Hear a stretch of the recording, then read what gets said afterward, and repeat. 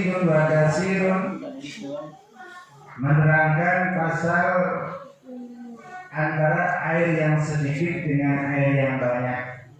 Jadi harus bisa membedakan air sedikit dan air yang banyak. Gunanya apa? Di sini kita akan sama-sama tahu. Al-qalilu ma dunal qundatain, yang disebut air sedikit adalah air yang kurang dari 2 kolah. 2 kolah itu kalau diukur daripada liter itu kurang lebih 460 liter. Itu ukuran daripada air 2 kolah. Atau kalau umpamanya air tersebut ditaruh di satu kolam kobakan, itu kobakannya kolamnya ukuran 120 cm persegi, 120 cm persegi. Jadi atas bawah samping kanan kiri itu 120 cm persegi dan airnya itu penuh, itu namanya air 2 kolah. Tapi kalau air tersebut ternyata kurang dari itu, berarti itu disebutnya air sedikit yang kurang dari 2 kolah. Wal katsiru qullataini fa'sar. Adapun air yang banyak adalah air yang ukurannya adalah 1 kolah ke atas. Kalau di ibaratnya tadi air literan, berarti di atas daripada 460 liter ke atas. Atau ukuran daripada kolamnya itu ukurannya daripada lebih daripada 120 cm dan airnya itu penuh. Itu namanya air banyak. Kemudian al-qalilu yatanajjasu bi wuqu'in najasati fihi wa illam yatakhayyar wal ma'u. Adapun air yang sedikit, air di mana kalau air itu daripada 2 kolahnya kurang, maka kalau air tersebut ketiban najis, kejatuhan najis, baik itu najis mughalladzah, najis mutawassithah, najis mukhaffafah, maka air tersebut najis semuanya. Kayak contoh umpamanya kita di rumah pakai bak kecil, kemudian airnya itu berjatuhan najis, termasuk kotorannya, tailatnya si cecak lah ya, tailat cecak, paham ya? Nah, jatuh ke air di bak tadi, yang baknya itu kecil, ukurannya itu nggak ada yang 120 cm, nggak ada, maka air tersebut itu najis semuanya. Makanya ketika kita ini di rumah ada bak mandi, yang kiranya baknya itu pakai ember biasa.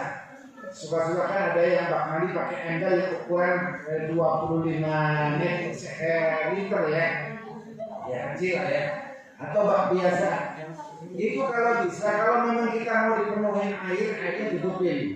Takut-takut nanti ada yang namanya cecak genit,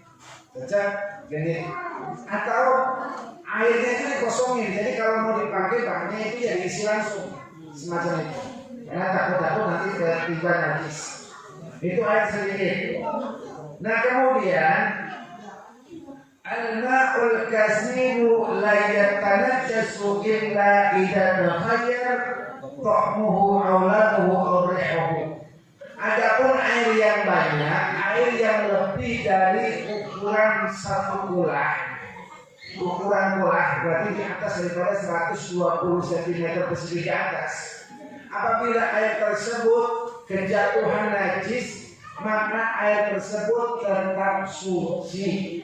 Umpama toren kita naruhnya di bawah, umpama ya di atas saya, tapi di atas tiba-tiba ada tikus bunuh diri. Torennya itu ceritanya kebuka, umpamanya torennya ada tutupnya. Ceritanya ada tikus yang memang putus asa karena ada problem keluarga, akhirnya dia itu bunuh diri, dia jatuhin diri, akhirnya mati. 40 hari 40 malam baru ketahuan. Tiba-tiba begitu dibuka torennya mau dibersihin, niatnya karena sebulan sekali biasa dibersihin. Begitu mau dibersihin, ternyata udah banyak datung. Begitu dipegang, gak taunya hancur. nggak taunya hancur. Sedikit demi sedikit ternyata itu bangkainya si tikus. Selama airnya tersebut illa idza takhayyar, selama tidak berubah airnya ta'muhu, rasanya masih biasa, nggak ada rasa apa-apa. Aulamuhu, atau warnanya air juga masih bening, masih biasa, masih sebagaimana sebelum ada bangkai. Aurihuhu, atau baunya juga nggak ada rasa bau bangkai sama sekali. Maka air itu tetap dalam keadaan suci.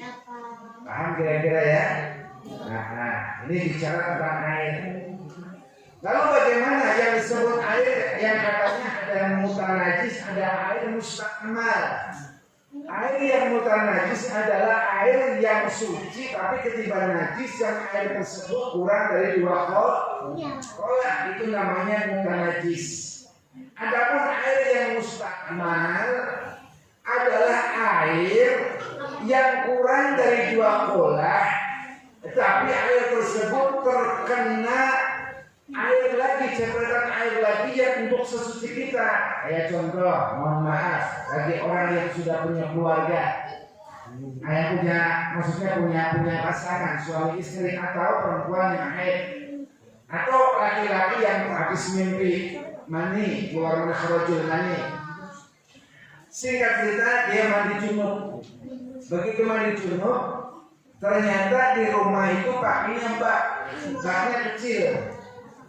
Kemudian baknya diisi air penuh. Kita mandi basah, mandi junub. Begitu mandi junub pakai gayung, mau nggak mau airnya kan jatuh lagi ke bawah, jatuh ke cepetan ke air tersebut yang ada di bak. Maka air yang ada di bak itu namanya air mustakmal. Air mustakmal itu apa kegunaannya, fungsinya? Air mustakmal itu adalah air suci tapi tidak bisa untuk mensucikan. Lalu bagaimana umpamanya emang kita di rumah punyanya kayak gitu-gitu doang, nggak pakai kolom yang ukuran gede, bagaimana? Bisa saja itu tetap nggak menjadi mustakmal, asal begitu mau mandi hadas besar, mau mandi junub, itu kerannya dinyalain terus. Jadi begitu mandi itu keran nyala terus sampai mandinya selesai. Maka ketika mandinya air mandi itu catatan gerobak itu pun tetap airnya suci dan mensucikan karena ada air sumber yang tetap mengalir. Paham kira-kira ya? Iya. Jadi semacam ini. Nah kemudian selanjutnya faslun mujibatul khasri sitatun ilajil hasyafah fil farji. Kemudian selanjutnya adalah pasal menerangkan diwajibkannya mandi seseorang laki-laki dan perempuan itu wajib mandi. Yang pertama yang diwajibkan yang bertukar untuk mandi adalah sitatun, ada 6. Yang pertama ilajul hasyafati fil farji, yaitu masuknya hasafah di dalam farji, khususnya kepada yang sudah suami istri. Jadi umpamanya ini bukan tabu ya, ini cerita tentang hukum ya, mohon maaf. Ini hukum yang kadang-kadang kita ini nggak mungkin ketemu di ceramah-ceramah umum, itu nggak mungkin. Maka di majelis inilah, setiap di majelis menerangkan fikih biasa secara detail. Supaya apa? Karena berkaitan dengan kita akan mengabdi, akan menyembah kepada Allah Subhanahu wa Ta'ala, kita akan sholat. Maka kita dalam mandinya itu harus betul-betul dalam kita ingin melakukan apa saja, kita harus diteliti sebaik-baik mungkin mana yang diwajibkan mandi dan mana yang tidak diwajibkan mandi. Yang pertama ilajil hasyafah fil farji. Kalau seorang suami istri kemudian memasukkan hasyafah, saya sebut saja kemaluan seorang laki-laki fil farji ke dalam seorang perempuan, sudah masuk walaupun belum keluar mani, maka tetap hukumnya wajib mandi. Paham kira-kira ya? Kemudian wa khurujul mani, Kemudian yang kedua, keluarnya mani, keluarnya sperma, baik disengaja ataupun tidak disengaja, itu wajib mandi. Ada beberapa laki-laki itu ada yang namanya air kencing, ada air mani, ada air wadi, ada wadi, ada mani, ada kencing. Itu harus bisa tahu mana yang namanya wadi. Nanti perempuan juga begitu sama. Ada 3 juga, ada 4 malah perempuan. Nah kemudian mana yang namanya mani, mana yang namanya wadi. Taruhlah kalau mani mungkin sudah sama-sama tahu khususnya laki-laki. Adapun yang namanya wadi adalah biasanya seseorang laki-laki yang sudah terlalu capek. Begitu capek dia tidur. Begitu tidur singkat cerita dia keluar nggak keras apa-apa. Tapi memang itu agak cair. Artinya memang nggak terasa apa-apa. Itu namanya wadi. Kalau itu najis. Kalau mani itu suci. Kencing najis, mani juga najis. Kemudian kalau perempuan adalah ada wadi, kalau laki-laki mati, kalau yang perempuan wadi. Kemudian ada mani. Nah, jadi dari sekian jumlahnya seorang laki-laki dan perempuan, ini juga perlu diketahui mana yang laki-laki perempuan yang wajib mandi, yang diwajibkan mandi adalah ketika perempuan itu keluar haid sama keluar daripada setelah hasyafah atau disebut mani. Nah, adapun kalau yang namanya wadi sama air kencing tidak wajib mandi. Maka ini adalah ukuran seseorang untuk iman kepada Allah. Ukurannya adalah ketika kita iman kepada Allah jangan diukur dari logika, dari akal. Sebagaimana kayak Isra Mi'raj. Isra Mi'raj, kalau kita ini diukur dari akal, kita tidak akan pernah percaya bahwa Nabi Muhammad SAW diperjalan oleh Allah sampai ke Sidratul Muntaha. Tidak ada yang percaya. Kenapa? Dalam waktu cuma sekejap. Bahkan dalam salah satu kitab diterangkan Nabi Muhammad itu berangkat dari Masjidil Haram Mekah, tempat tidurnya beliau, sampai beliau itu ke Sidratul Muntaha, langit tembus 7. Itu bekas tidurnya beliau masih hangat. Beliau itu habis tiduran, kemudian langsung di-Isra Mi'rajkan oleh Allah. Sepulang dari Isra Mi'raj, bekas tempat tidurnya Nabi itu masih hangat. Berarti kira-kira lama apa sebentar? Sebentar. Saking sebentarnya. Kalau diukur pakai logika, pakai akal itu nggak ngena. Tapi ini loh ukuran kita iman atau tidak kepada Allah. Kalau kita iman pasti percaya. Sebagaimana kayak tadi. Saya mau tanya sama yang hadir ke sini. Kalau air kencing najis apa suci?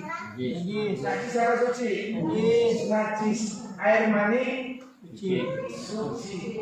Tapi masuk akal enggak, kenapa yang najis habis keluarin najis kok enggak wajib mandi? Sementara air mani itu suci, kenapa wajib mandi? Ayo pikirkan dengan logika. Kenapa yang suci kok wajib mandi, malah yang najis tidak wajib mandi? Cuma berwudu aja, sucikan lalu berwudu. Bagaimana ceritanya? Ini nggak masuk akal. Tapi kita memang harus yakini. Artinya kita boleh jawab. Jawaban kita adalah karenanya orang kencing sehari itu lebih banyak daripada keluar mani. Andai kata orang itu setiap kencing mandi bisa dia akan menjadi ikan. Dia hidupnya di empang mulu atau di kolam mulu, nggak ada kesempatan untuk sholat. Makanya Allah Subhanahu wa Ta'ala segitu bijaknya, Halimun Hakim. Allah sampai segitu bijaknya. Nah kemudian selanjutnya wal haidu dan haid. Ya, yang ketiga adalah seorang wanita yang haid. Setelah haid wajib mandi. Kemudian haid itu lama-lamanya haid itu 15 hari 15 malam. Adapun sedikit-dikitnya haid 1 hari 1 malam. Jadi kalau ada perempuan yang haid ternyata cuma sekali keluar, 1 tetes keluar tes, ditunggu sejam 2 jam, kok bersih, nggak ada lagi, maka ditunggunya sampai 1 hari 1 malam. Keluarnya jam sekarang, kemudian sampai jam sekarang lagi, kemudian masih keluar nggak? Kalau ternyata udah nggak keluar, langsung mandi. Kalau ternyata memang nggak keluar, kalau ternyata memang keluar, ya teruskan sampai dengan nanti masanya. Standarnya 7 hari 7 malam itu seorang perempuan yang dalam keadaan haid. Kemudian wanifas. Kemudian selanjutnya adalah diwajibkan baginya untuk mandi yaitu setelah nifas. Nifas itu apa? Nifas itu pasca melahirkan.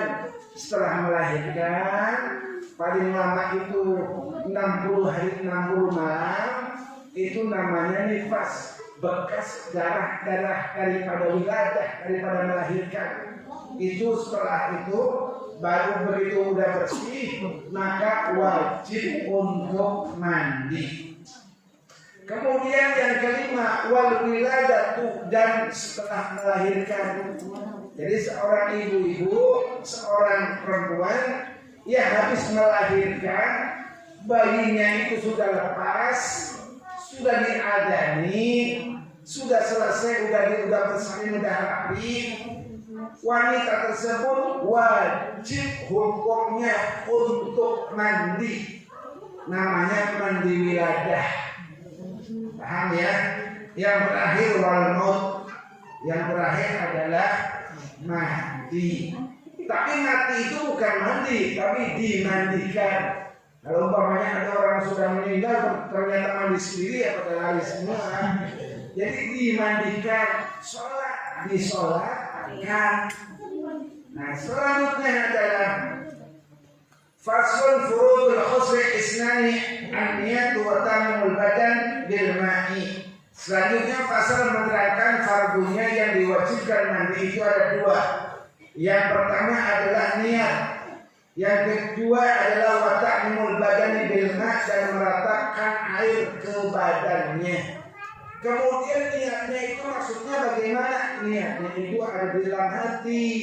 Kalau nggak bisa lafadznya nawaitul khusl junubil, nawaitul khusl raf'il hadasin akbar, nggak bisa, ya langsung kepada niat dalam hati. Ya Allah, saya mau niat mandi hadas besar, atau saya mau niat mandi daripada haid atau nifas dan lain sebagainya.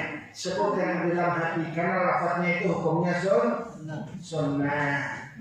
Kemudian seluruh badannya itu harus rata dengan air. Jangan ada yang namanya tersisa daripada kulit-kulitnya. Termasuk bekas-bekas cat, umpamanya kita ini mau mandi besar, ternyata ada bekas cat, bekas kompor dan lain sebagainya, bersihkan dulu. Karena biar nanti meresap kepada kulit kita. Nah selanjutnya ada satu pertanyaan, bagaimana hukumnya kalau umpamanya ada seseorang, mohon maaf, yang badannya itu ada gambarnya, apa gambarnya ya? Apa namanya? Apa itu? Bagaimana hukumnya? Selama dia memang benar-benar taubat, maka harus fotonya itu dibuang, enggak? Karena tato itu hakikatnya itu di dalam kulit, bukan di luar kulit. Tato itu di dalam kulit. Tapi jangan mentang-mentang, oh berarti nggak apa-apa ya kayak gitu, enggak. Kemudian kita bikin banyak-banyak, jangan. Itu namanya menyakiti diri sendiri. Baik, artinya bagi yang sudah tinggal tobat, kemudian waktunya mandi, waktunya wudhu biasa saja, normal saja. Jadi sangat apa ya, sangat ironis ketika ada orang yang memvonis, bagaimana kalau umpamanya orang itu sudah ada tatonya, tiba-tiba dia menyatakan oh nggak sah, itu terlalu ironis, terlalu ekstrim. Jadi tetap sah, tergantung niatnya seseorang tersebut. Sah tetap. Karena soal tato itu adalah soal fisik. Allah itu tidaklah sekali-kali melihat jasad seseorang, tapi yang Allah lihat adalah hati seseorang. Mudah-mudahan kita menjadi umat-umat Nabi Muhammad SAW. Kemudian selanjutnya, ini banyak nih. Terakhir aja ya. Jadi insyaallah dari waktu kita bisa di ini lagi. Selanjutnya yang terakhir adalah syurutul wudu. Syurutul wudu asyratul Islam wa tamyiz wa naqa wa al-haid wa nifas wa ala yamna'u al-ma' wal basharah wa ala yakun al-udri ma yuqaddimu al-ma'. Nah, kemudian pasal berikutnya adalah syaratnya wudu. Syaratnya wudu itu yang pertama ada 10. Yang pertama adalah Islam. Jadi bagaimana kalau orang bukan Islam ternyata dia itu berwudu, doanya itu bisa, cara-caranya itu bisa, segala-galanya itu bisa, tapi dia itu belum Islam. Bagaimana hukumnya? Gak sah, karena nggak memenuhi syarat. Jadi kalau yang bukan Islam tiba-tiba berwudu tetap gak sah. Kemudian yang kedua watamyiz, yang pinter.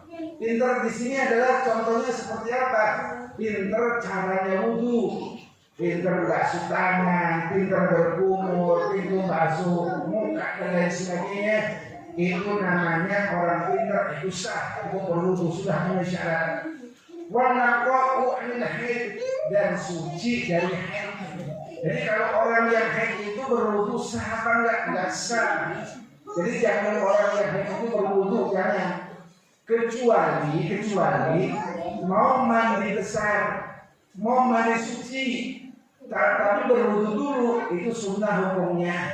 Berwudu dulu hukumnya sunnah. Tapi niatnya beda, jangan kemudian begitu kita ini mau mandi besar, malah niatnya nawaitul wudu'a li raf'il hadasil ashari fardholillahi ta'ala. Jangan.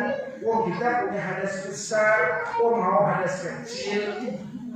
Niatnya seperti apa? Niatnya nawaitul wudu'a, kemudian sunnatan lillahi, cuma nawaitul wudu'a sunnatan lillahi ta'ala. Saya berdiri, saya niat wudu karena sunnah Allah, sunnah karena Allah Subhanahu wa ta'ala. Jadi seperti itu. Kemudian nifas, orang yang lagi nifas, kayak umpamanya seorang ibu yang habis melahirkan, tapi dia belum suci nifasnya, maka jangan berwudu. Karena itu larangan keras, itu nggak boleh, wudunya nggak sah. Kemudian wa amma yamna'u wusulul ma'i ilal bashar, dan di saat berwudu itu dia berwudu tersebut, maka semua kulit itu harus kena daripada wudunya. Wa alla yakuna 'alal 'udwi ma yukhirna, kemudian tidaklah seseorang yang anggota wudunya merubah daripada air wudu. Contohnya umpama ya, ibu bapak wudunya itu pakainya ember, embernya dibolongin, embernya dibolongin. Begitu ember dibolongin, wudunya biar irit, wudu dulu, kemudian disumpel pakai jempol, kemudian lanjut lagi, sumpel lagi. Nah ini namanya nggak boleh, itu namanya merubah air dengan anggota badan kita, nggak boleh. Itu namanya air menjadi mustahil, biar berjalan dengan sendirinya, begitu ya. Kemudian wal ilmu bi fardhiyati, dan harus mengetahui tentang fardu-fardunya wudu. Sebagaimana fardunya wudu itu ada 6, itu harus benar-benar ngerti. Kemudian wa alla ya'taqida fardhan min furudi sunnatun, dan jangan sekali-kali meyakini mengiktikadkan fardunya wudu adalah sunnah, jangan, karena itu tidak memenuhi syarat. Kemudian selanjutnya wal ma'u tuhur wa tuhurati, kemudian airnya tersebut harus benar-benar air yang suci dan mensucikan. Lalu bagaimana kalau umpamanya kita berwudu pakai air kelapa, boleh apa enggak? Air kelapa kan belum diobok-obok. Boleh nggak? Nggak boleh. Itu namanya tetap air mustamal. Bagaimana kalau dengan air embun? Boleh. Kalau embun kita berwudu pakai air embun boleh. Kita berwudu pakai air hujan boleh. Kita berwudu pakai air laut walaupun asin boleh. Kita berwudu pakai air kali yang mengalir boleh.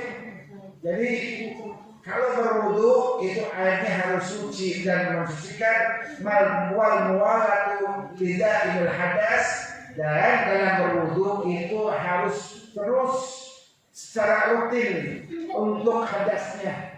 Contohnya apa? Contohnya umpamanya gini, sampai waktu dari rumah berniatnya sudah berwudu. Saya mau wudu dulu, nawaitul wudu ala raf'il hadasin asghari fardillah ta'ala, cuci tangan dulu, kumur dulu, kemudian hidung. Begitu nanti sampai itu punya niat, tapi nanti dilanjutin di saum. Begitu sampai saum ada keran, diputar kerannya.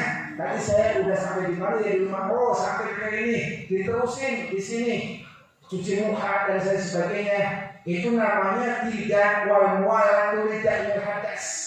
Jadi yang disebut wal muwalatu lida'il hadas adalah wudunya di tempat itu terus sampai selesai. Jangan kemudian berpindah-pindah atau kerannya pindah-pindah.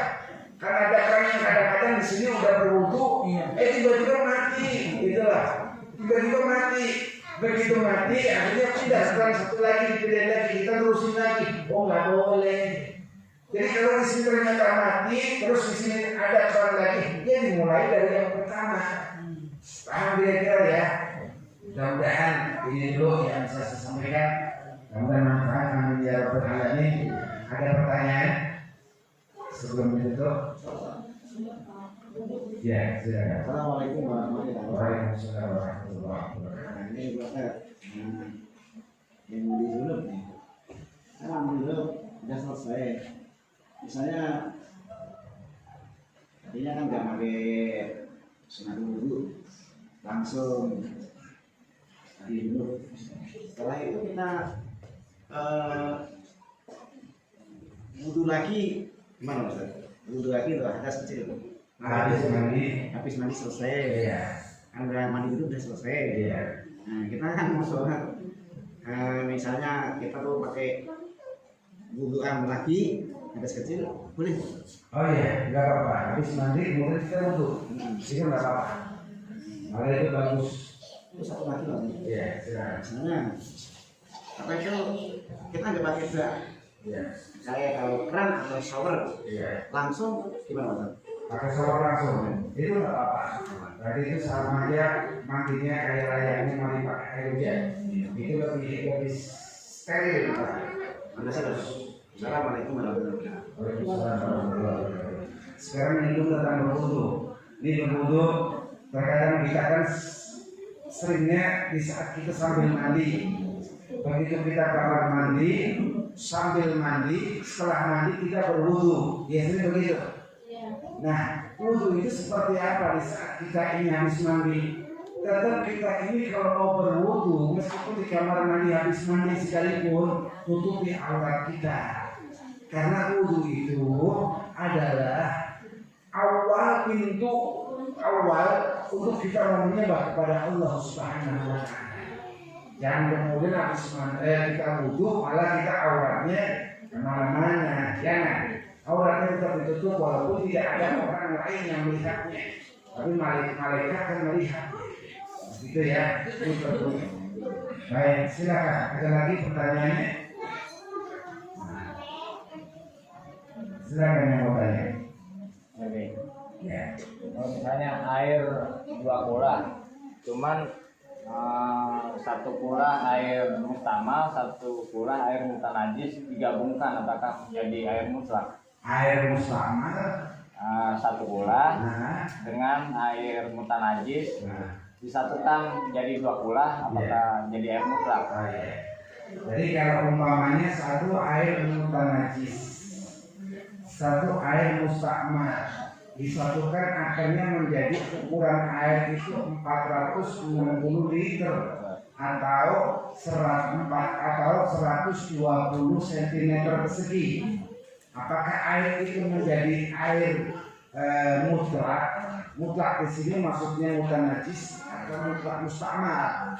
Maka air tersebut tetap menjadi mutlak najis. Air tersebut najis, apalagi itu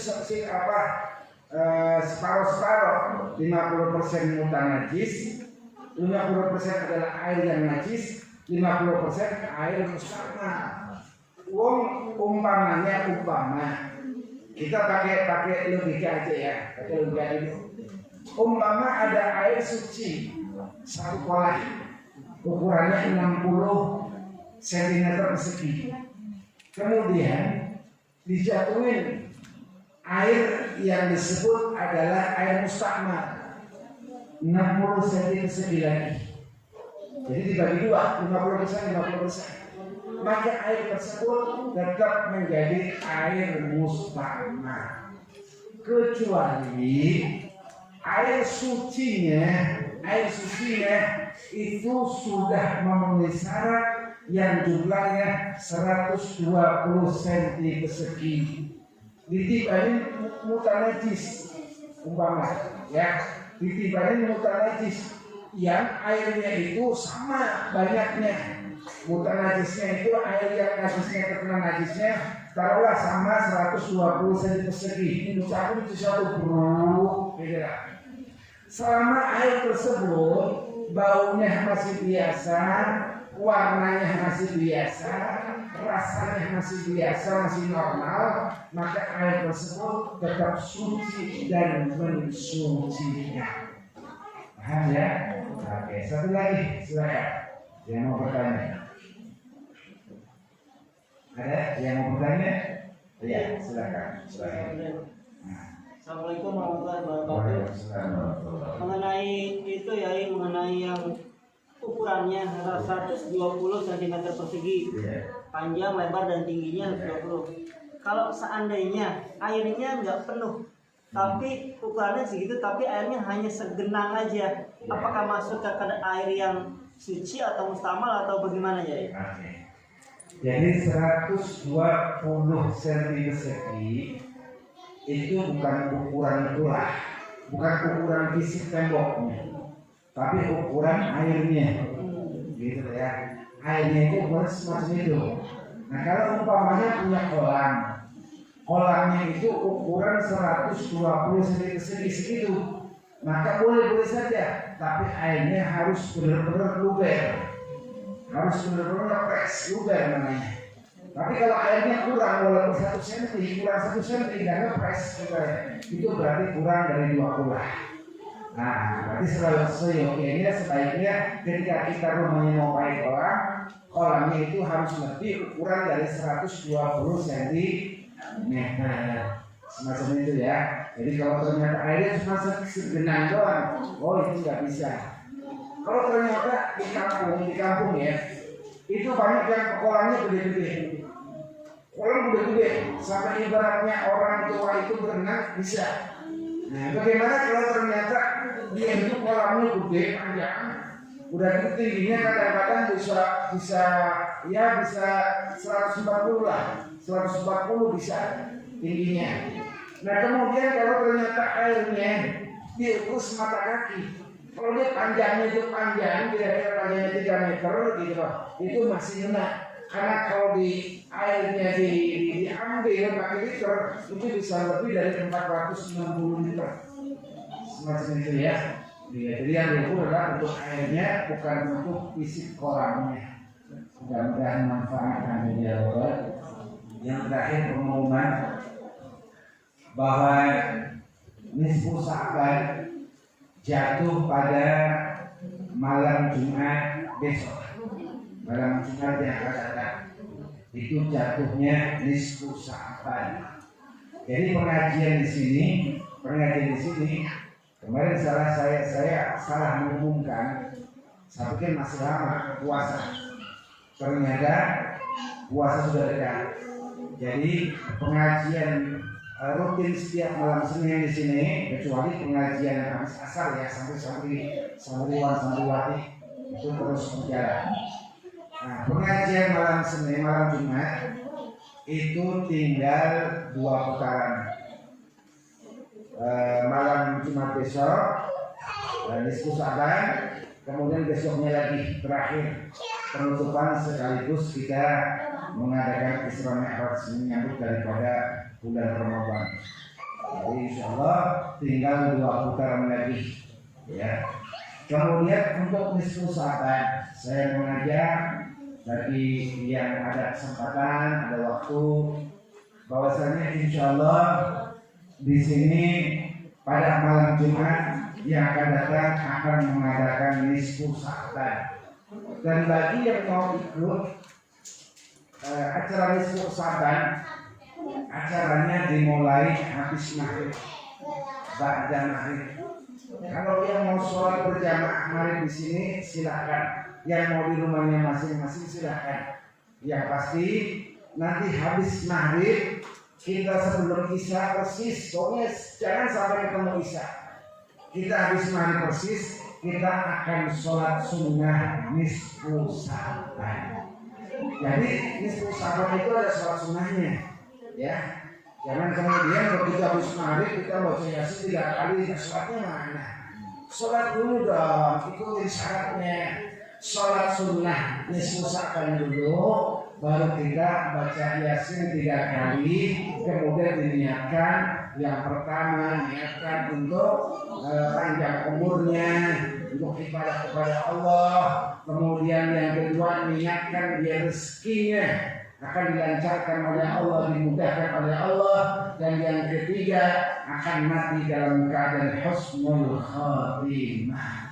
Jadi kalau yang mau ikut, bagi perempuan yang mau ikut, berarti datangnya itu sudah bawa alat sholat masing-masing. Nanti kita sholat berjamaah, kemudian kita sholat nisfu Sa'ban, niatnya usolli sunatan lailata nisfi Sa'ban rakaatain lillahi ta'ala. Apakah boleh berjamaah? Boleh. Sholat tahajud aja boleh berjamaah. Jadi sholat sunnah itu boleh saja berjamaah, kecuali sunnah rawatib itu yang tidak boleh berjamaah. Sunnah rawatib itu sunnah yang apa? Sunnah rawatib itu sunnah ba'diyah dan qobliyah. Itu nggak boleh berjamaah. Tapi kalau sholat sunnah yang lain itu boleh saja berjamaah.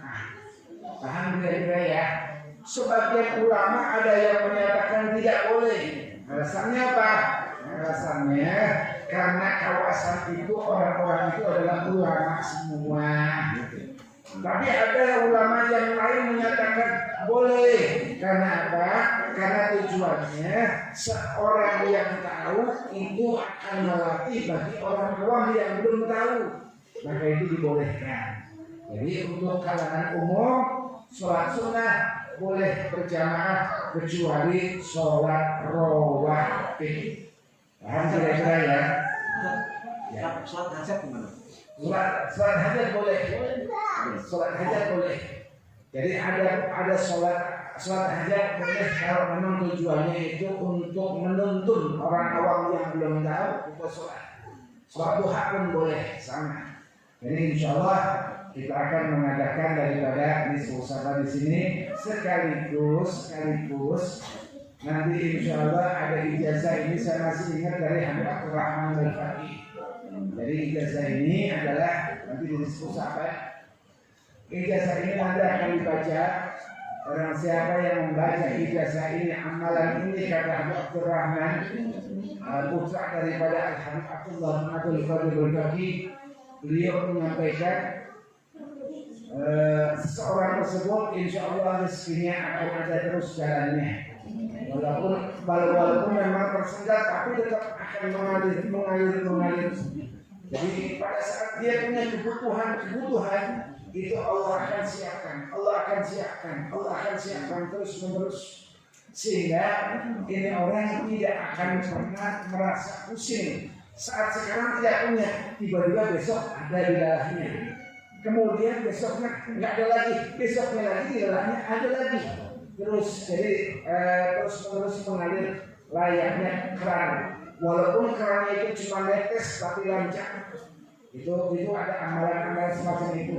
Bahkan yang lebih dahsyat, beliau menerangkan kalau amalan ini dilakukan dengan cara puasa dulu sambil puasa 40 hari, maka beliau menyampaikan dalam kalamnya, beliau menyampaikan di saat mengamalkan selama 40 hari diamalkannya, bacanya, maka lagi nggak butuh duit aja duit nyamperin, lagi nggak butuh duit sampai nyamperin sendiri, minta dimakan sama beliau. Jadi saya teringat dulu guru-gurunya anak saya waktu mondok di pondok pesantren Al-Hidayah itu, subhanallah, di pengasuh pondok pesantren Al-Hidayah itu pengasuhnya itu nggak butuh apa-apa, nggak butuh duit. Artinya memang benar-benar beliau itu seorang yang arif billah, yang memang hanya fokus urusan Allah saja sama ngurus santrinya.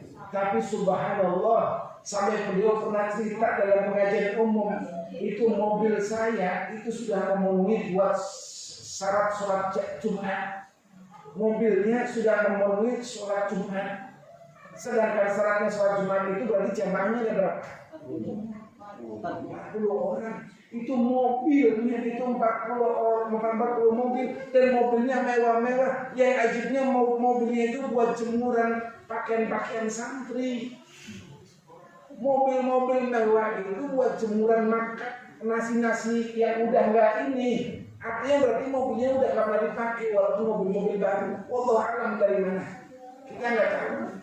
Nah, ini adalah mereka kalangan ulama, orang-orang tersyaf, yang tentunya beliau mengamalkan dari gurunya semacam ini. Jadi diamalkan 40 hari kalau mau puasa, nggak butuh aja disamperin, apalagi butuh, nggak butuh aja disamperin. Yang kayak kemarin saya pernah cerita, yaitu kayak Mbah Nangli Magelang Tegarrejo, yang beliau itu terkenal daripada kasyafnya. Saat beliau itu memang hidupnya biasa-biasa saja, artinya hidupnya memang ya dilihatnya nggak punya lah. Tapi setiap beliau ngadain acara-acara pengajian, ada aja. Ternyata salah satu habaib tanya, Mbah Yai itu punya resep apa? Setiap ngadain acara maulid pengajian padahal nggak punya apa-apa, kok ada aja kambingnya ada, yang duitnya ada, berasnya ada, dari mana? Ternyata beliau menyampaikan, saya hanya modal doa. Doanya apa Mbah Yai? Kata Habib itu minta ijazah. Doanya itu Allahumma berat bro, Allahumma entong ana wa sallallahu ala sayyidina Muhammad wa ala alihi wasallam. Sudah gitu doang. Kalau bahasa Betawinya gini, Allahumma entong anak itu artinya Allahumma habis ada lagi gitu. Kemudian Allahumma berat ya Allahumma ya Allah ya Tuhan kami, berikanlah rezeki yang berat, jangan taktik, yang TikTok, jangan. Kalau TikTok kan kecil kan, atau kaca kecil, itu aja. Itu berat. Baru itu Rasulullah Alaihi Muhammad wa ala alihi wasallam. Nah, ini doanya orang-orang khusus. Tapi kita jangan langsung niru ya, karena kita bukan makomnya. Jangan, kita masih umum aja. Kita doanya umum aja. Enggak apa-apa, yang ini juga enggak apa-apa kalau memang Allah sudah angkat ya. Tapi yang pasti adalah kita ikuti tuntunan dulu. Contoh umpamanya kita mau habis sholat duha, Allahumma inka rizki fis sama'i fa'ansilhu, wa in kana fil ardi fa'akhrijhu, wa in kana ba'idan faqarribhu, wa in kana haraman fadhahirhu, bihaqqi duhaika wa bahaika wa jamalika wa quwwatika sampai selesai. Itu aja yang umum-umum saja. Atau kita doa, ya Allah, berikanlah rumah kami yang mewah, yang megah ya Allah. Berikanlah mobil kami yang banyak ya Allah. Berikanlah uang bertriliun-triliun ya Allah. Hal itu juga nggak apa-apa. Karena nggak mungkin kita dikasih langsung kasih 100% sedikit nilainya, nggak mungkin. Kita pasti kalau minta 1 triliun, diminta 100 juta, kasihnya mungkin setengah juta, atau kita dikasih 1 juta. Karena makom kita tidak seperti makomnya Nabi Muhammad SAW dan makom kedudukannya para nabi tidak. Ketika kita ingin minta 100%, Allah mungkin akan memberikan kita 10%. Jadi kalau minta yang lebih banyak lagi kepada Allah agar Allah memberikan sesuatu yang menjadi kebutuhan kita semuanya. Amin ya Rabbal. Ada lagi Mas? Ya. Udah tutup? Belum. Selagi masih ada waktu. Ya. Ini masalah tentang sholat masbuk. Ya. Kita sholat apa misalnya? Ya. Misalnya begitu. Saya kan misalnya tinggalan sholat, kita masuk dan tinggalan sholat isanya. Ketika dia udah sholat tarawih, kita coba datang, kita ngikuti. Katanya boleh apa enggak? Karena saya dengar kemarin punya atau masbuk udah sholat tarawih, saya belum bisa. Kita langsung ikuti, ikut jamaah. Tapi niat saya tuh sholat isya berjamaah, mang. Itu boleh apa enggak Pak Ustaz? Orang kemarin mengatakan boleh saja, tapi kalau masbuk itu kalau tinggal perkara yang penting geraknya itu sama, dan kecuali yang tidak boleh diikuti itu sholat jenazah sama gerhana. Gimana Pak Ustaz? Kalau umpamanya kita ini sholat tarawih, tapi kita ini makmum masbuk. Makmum masbuk adalah makmum yang ketinggalan daripada sholatnya. Kita ini ikutin sholatnya, maka itu boleh, tapi harus ikutnya tetap niat tarawih. Nah, tapi kita itu belum sholat isya, ya sholat isya dulu karena tarawih syaratnya harus sholat isya dulu. Jadi kalau Ustaz niatnya isya dulu, tapi imamnya itu kan sholatnya tarawih. Nah, kita belum isya, tapi saya sholat isya. Jadi saya niatnya buat sholat isya berjamaah imamuman. Tarawih. Ya, jadi begini. Kalau umpamanya ada imam sudah sholat tarawih, tiba-tiba kita baru datang, tapi kita belum sholat isya.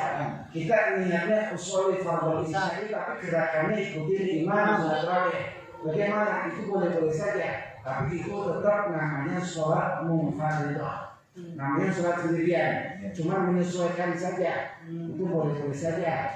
Tapi bagaimana ketika umpama pada saat tarawih itu sudah 1 rakaat, berarti kan mau tidak mau kita ini sholatnya itu nerusin. Maksudnya kita itu duduk tahiyat, itu boleh apa enggak? Nah, itu persoalan yang tidak boleh. Karena munfaridah itu adalah sholat 2 rakaat saja secara formalitas saja, biar tidak menimbulkan fitnah. Itu namanya munfaridah. Ya, Jadi harus ikutin gerakan dari awal. dari awal itu boleh-boleh saja. Tapi kalau di pertengahan itu nggak boleh.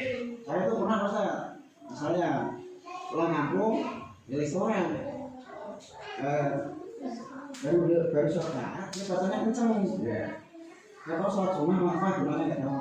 Saya udah waktunya isya, saya ikuti sholat isya.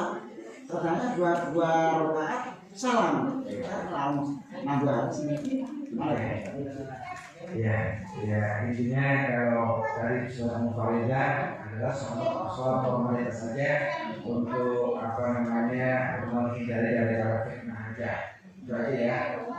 Insyaallah nanti pertanyaan kami sambung lagi pada saat minggu yang akan datang.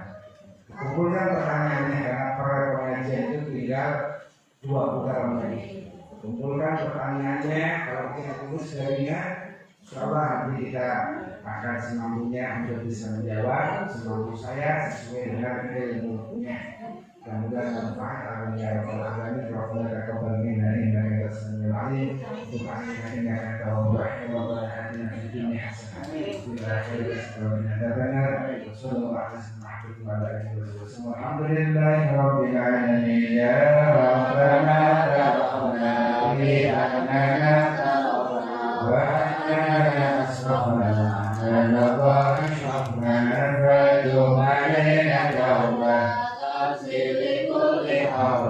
waskur lana faqati wa amin rahati wa firli walidina wa mauludina wa nani wal ikhwani wa sa'iril khilani wa kulli ma'ala awjiratin والمسلمين أجمعين أبينا الاسم الفضل وجود من له إن المصطفى رسول الله بكل سور صلى وسلم ربي على حبي وآله وصحبه وسلم صحبي والحمد لله والثناء سبحان ربك وسلام يصفون السلام على المرسلين والحمد لله رب العالمين يا الله يا الله يا الله بحسنك يا الله يا الله يا الله بحسنك يا الله يا الله يا الله بحسنك رب سبحانك اللهم وبحمدك الحمد لله رب العالمين. السلام عليكم ورحمة الله وبركاته. يا تريم يا تريم يا تريم يا تريم شيء لله شيء لله شيء